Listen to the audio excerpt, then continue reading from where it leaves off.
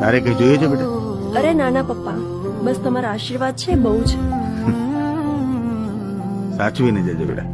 ભાલનો દરિયો છે તો છલકતો જાય છે, લાગણી ઘેરાય છે ને તો વરસતો હા અર્જુન બોલ.